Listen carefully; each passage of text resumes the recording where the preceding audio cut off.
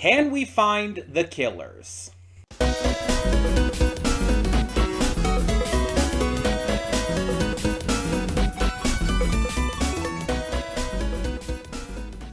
Hey everyone, welcome to Princess Gay. I'm your host Connie, and today we're here with the 5 through 8 music videos 5 through 8 for MILGRAM.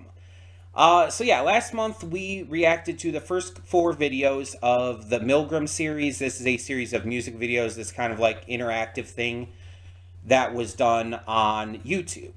It's kind of Danganronpa-like, kind of not, but the basic idea is, okay, this jackalope is telling you that it runs a prison where all of these people are convicted of like these horrible crimes like murder and stuff. And the jackalope believes everyone's guilty. But we have to watch these music videos that were taken from their memories, their dreams, and we have to make our own determinations. That is our job. We have to determine based on this, like, whether they're guilty and if there's any kind of extenuating circumstances or things like that. That is what we are here to figure out. And there's like multiple like trials and everything. It's like I said, there's some similarities to Danganronpa. It's not exactly the same, obviously. There's a lot of differences, but still. So yeah, we checked out in the first one. We checked out the Jackalope intro. We checked out, which just explained everything. We checked out one that was showing our like point of view character, who is like the prison guard or whatnot. And then we had the first 2 prisoners. And so now we get into 4 more prisoners. And the next video we do on this, by the way, will finish out the first trial. So our 4 for today, we have Futa, Bring It On, Mu, After Pain, Shido, or Shido, however you pronounce it, Throwdown, and Mahiru, This Is How to Be in Love with You. That's quite a title. So let's talk about these. So our first prisoner is Futa, and their title is Bring It On. So Bring It On is very, like, you know, confrontational, very aggressive to a point. It can be both good or bad. It could be like, oh, someone wants to just fight someone, or someone is like, okay, the world's against me. You're just gonna like mistreat me anyway, so bring it on, that kind of thing. Then we have Mu, After Pain. So After Pain kind of implies that like possibly abuse or like horrible situations, maybe physical pain, maybe emotional pain. There's different ways to take this as well, and it's specifically after the pain. So there could definitely be some interesting things within that related to the character and all. Shido is Throw Down. Throw Down, again, it sounds very confrontational. It's like, let's throw down and all. But it could mean a number of things. I mean, just don't want to assume right off the bat. We might get a different take on it once we see the video. And of course, the last one, Mahiru, with the longer title, is This Is How to Be in Love with You. So it sounds instructional. It's like, okay, I'm going to teach you how to be in love with you. Which also sounds very presumptive as well. Presumptuous, whatever word you would use. It sounds like, okay, you're not the easiest person to be in love with. I'm going to show you what it takes and everything, which could lead to stuff. Now, in the first set, with those first 2 we saw, there definitely was, at least from what I remember, one of them was absolutely, like, had absolutely killed someone. But there was implication of, like, maybe there was, like, I think a split personality or something. DID, dissociative identity disorder. Or some other kind of situation where it's like they were clearly upset with it themselves. I feel like you're not going to be able to get the whole story in just one video. So it's difficult to try and judge someone just on that. But we'll see. And like I said, the next time we're going to get the last of the prisoners as well as the wrap up for the first trial and everything. So we'll see how it goes. I don't know if I'm like gonna really be able to play along with this in like as strict of a fashion. Um Apparently trial 3 hasn't come out yet though. I was like informed last time, so there is going to be like a third trial. We're just kind of waiting on it. Um I was asked to react to this just as a series, so I assume if we finish this before trial 3 even comes out, then we'll just have to wait till it does come out and we'll continue it then. But yeah, I don't know how often we're going to end up reacting to this, but if it's like 3 videos per trial or whatnot, that's fine. That seems pretty simple and easy. Um, Either way, I'm interested to see what these videos have in store for us and what kind of music we get with all of them. So let us get into this and find out.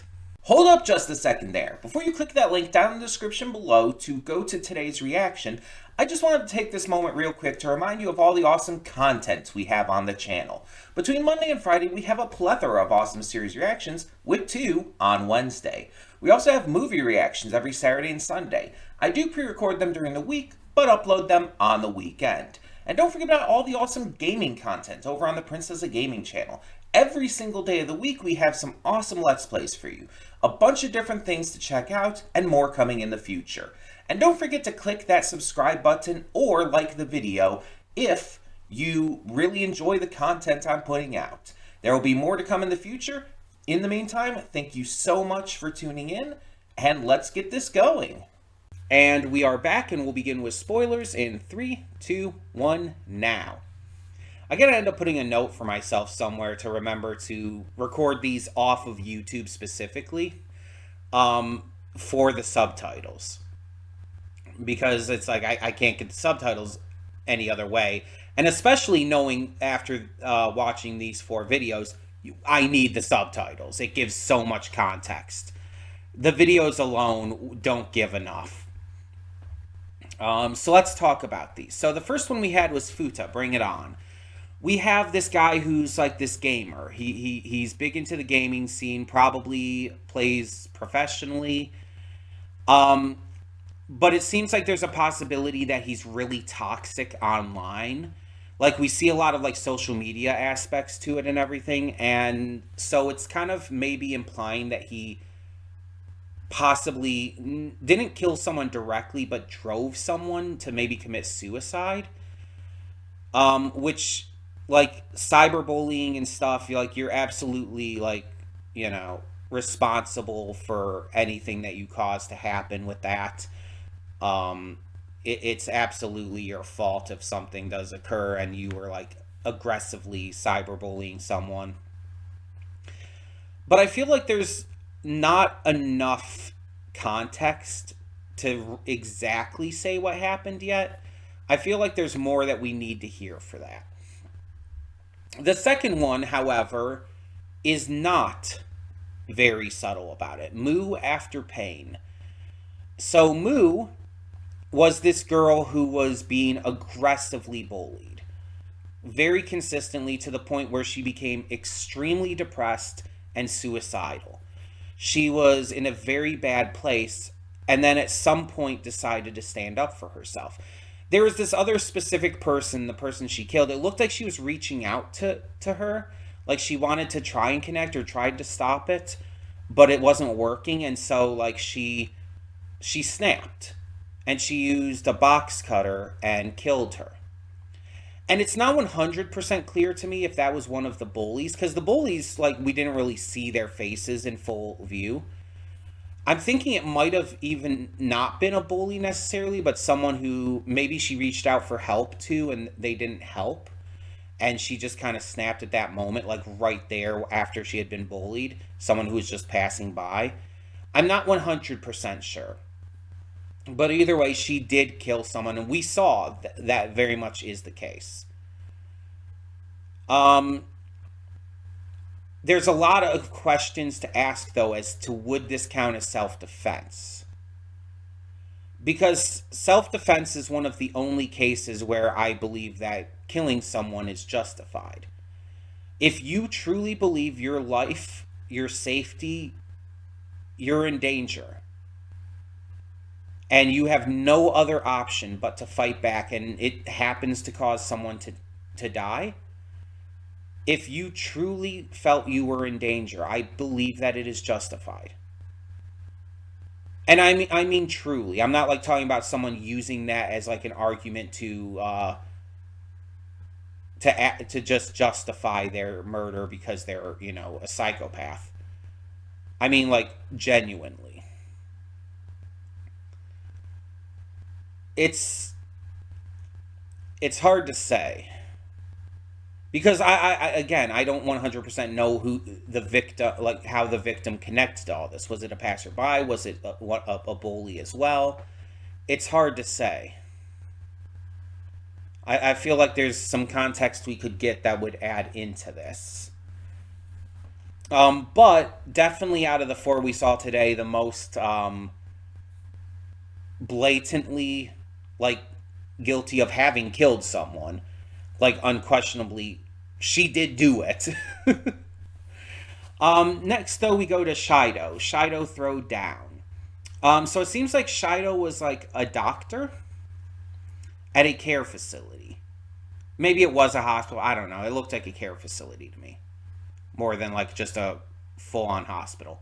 But either way, it seems like he was getting very numb to everything going on, and it started to like mess with his sense of ethics, his sense of just duty and everything. He he probably, though it's not 100% clear, probably caused someone to die while, like, maybe operating on them or something. And there's also kind of the question, especially with the ethics brought up, on whether or not it was maybe intentional, or maybe he was like just too unfocused and everything because of how numb he's gotten, that he just wasn't, properly able to operate at that time and did anyway, and it caused problems. Malpractice suits all over the place. Again, and this is one that I feel like we just don't get enough context on. I feel like there's more we need to find out before we can truly say. All we know is that someone probably did die based on, especially the ending with like the person standing up, like presented as flowers and then falling apart and everything, and the tag there. It's like, yeah, it's implied that someone died, and it was probably his fault. And our last one here is Mahiru. This is how to be in love with you. And I mentioned how the title of this made me think it was possibly not great.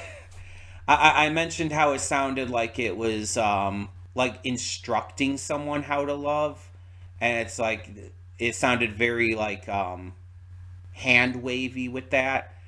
Yeah, after watching this and seeing the lyrics, it very much comes across as this obsessive, forced, crazy kind of toxic love, to where it's like, oh, she's like a yandere, a yandere, and it's like, well, that's not good for anyone.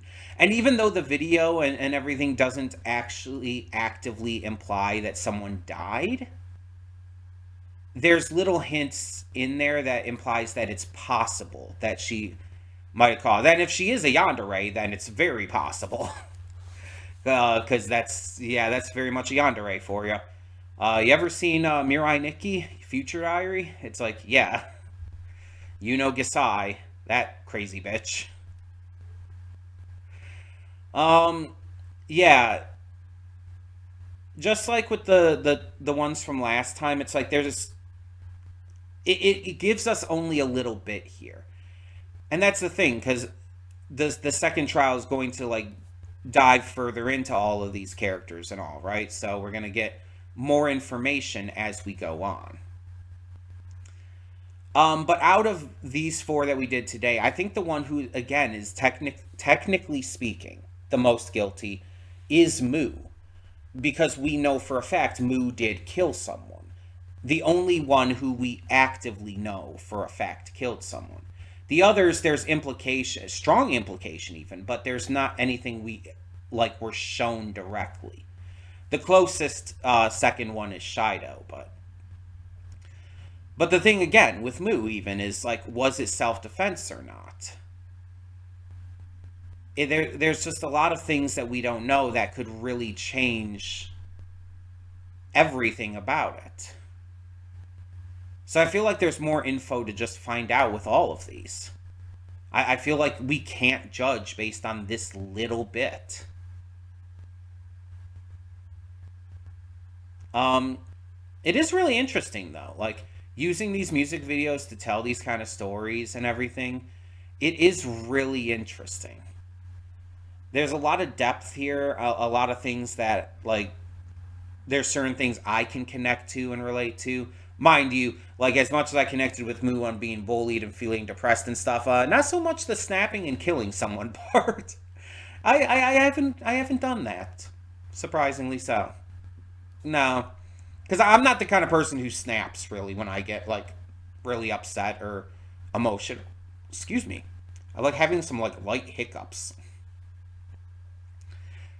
Um, but yeah, I'm not really that kind of person. Like when I get upset, I tend to just shut myself off from everything around me. I tend to like I tend to basically curl up in a ball and just hide away from everything around me. Not like literally, but more emotionally and mentally. I check out. That's a good way to put it. I just check out, and I'm not really super responsive after that. If I get like really upset, it happens for anger. It happens for sadness. It's rare that I actually get like loud. And most of the time, if I do get loud, it's when I'm doing a reaction. Because it's like I've said it before, when I'm reacting to something, I'm not faking my emotion, but I'm exaggerating it for the camera, for you guys, because it's just part of what you do. I'm not going to fake it. I'm not going to lie about what my emotions are. But because I know I'm on camera, I naturally kind of react a little differently.